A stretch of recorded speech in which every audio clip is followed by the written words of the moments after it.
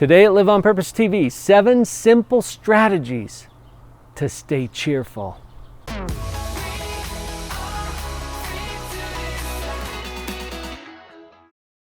Quick disclaimer right up front, simple and easy are not always the same thing. So as we talk about simple strategies to remain cheerful, you might have to actually work on these. Number 1, let go of the harsh judgment of yourself and others. To do this, you have to notice first that you're doing it. Have you noticed that you're constantly judging? You're judging yourself. You're judging your family. You're judging your coworkers. You're judging your relationships. You're judging me. It's all right. I'm judging you. We can't turn it off. It's part of what we do. It's our psychology. We are constantly judging.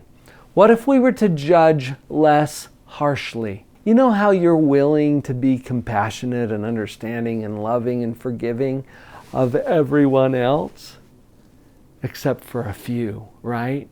Where you're harsh and judgmental, maybe of yourself or of certain people in your world. Let's let go of the harsh judgment. Choose to be compassionate. Choose to exercise forgiveness. This will change the game for you and allow you to be much more cheerful. Can you just imagine how that's going to feel as you let go of some of that harsh judgment? Hey, that's reason enough to do it right there. Besides the fact that it's going to improve your relationships and almost everything about your life. Strategy number 2, serve someone. Serve.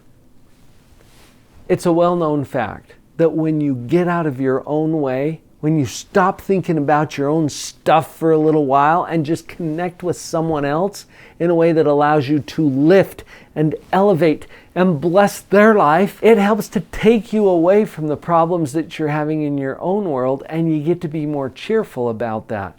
Service is a powerful psychological strategy that allows you to connect at some really important levels with what's really going to improve your life. It's going to have a positive benefit on the people you serve too. But that's kind of secondary in terms of this conversation, because this will help you to be more cheerful. Our third strategy, take care of the equipment. Take care of your body. There are at least 4 things that you need to pay attention to take care of the equipment. Get enough sleep. Eat a good, balanced, healthy diet.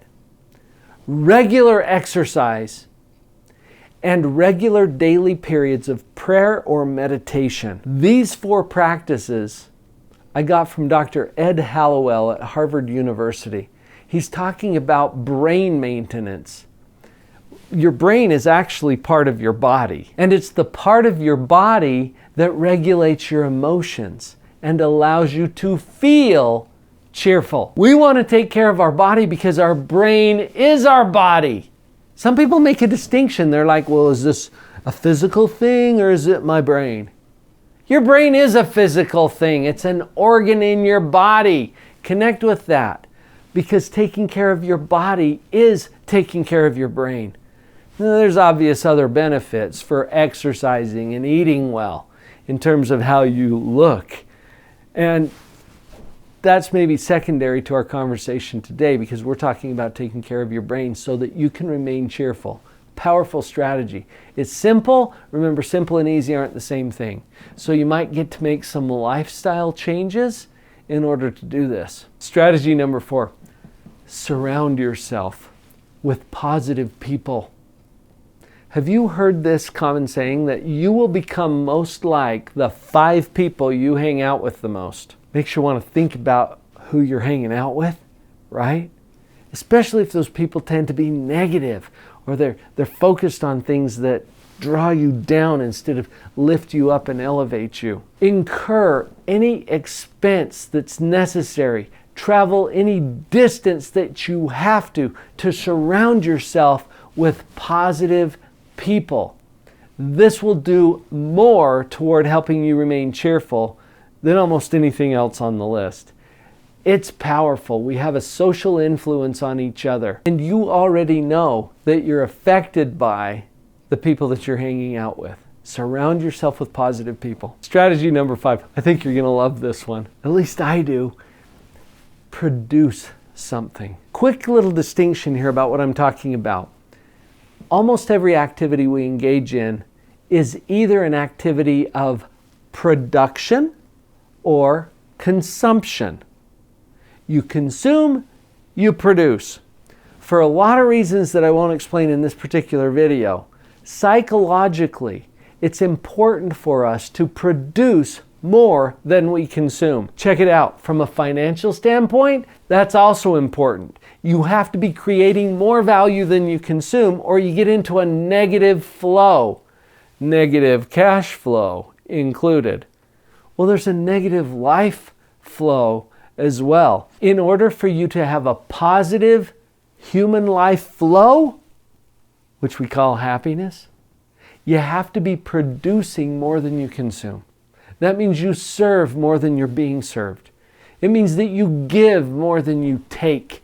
And the net effect of that is abundance. Production means creating value specifically for other people. It's not enough just to create value for yourself, because if you create it for yourself, you're also consuming that value. To be a true producer, you create the value for other people, and that will have a dual effect on you. It creates cash flow, because the more you can create value for other people, the more money is going to flow back to you as a receipt for the value that you've created. The other, sometimes overlooked consequence of creating more than you consume is that you get to experience the positive flow of human life. We call that happiness. It's one of the most powerful ways I know to remain cheerful. Strategy number 6. This goes back to some basic physics and something that you might be familiar with from the computer industry. GIGO. Garbage in, garbage out. Pay attention to the input that you're putting into your mind. By this I mean the kind of music you listen to, the kind of games you play, the kind of movies you watch. What kind of media are you putting into that valuable creative space that we call your mind? It matters. I've done experiments before with groups where I'm doing trainings, where I give them certain words as a prompt, and then I have them respond to certain questions. I can almost always accurately predict what their responses will be based on the input that I've already given them. What you put into your brain matters. So pay attention to and be highly selective about the kind of media that you're putting in there. I got one more strategy for you. Simple. Simple and easy aren't the same thing, so don't get hung up on that. Just do it. Try it. Do it anyway. Journaling. This is a powerful activity that allows your brain to reflect on and remember and remind you of the things that are already great and awesome in your life. Do some journaling. Now here's a couple of powerful tips on your journaling. Focus on gratitude. If you were to journal about just the things that you're grateful for, wow, that would be phenomenal. It changes the mental space that you're working with in your brain and shifts the energy really that allows you to be more cheerful.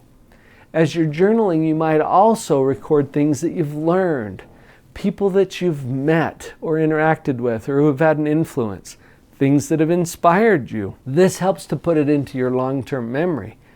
And it serves as a resource for you as you move forward, because you can always go back to that journal and reflect on the great, powerful, rich, abundant life that you have, and that will give you all kinds of reasons to be cheerful. Sometimes it can be hard to do simple things. Simple and easy aren't the same thing. That's why we've provided resources for you through our coaching programs.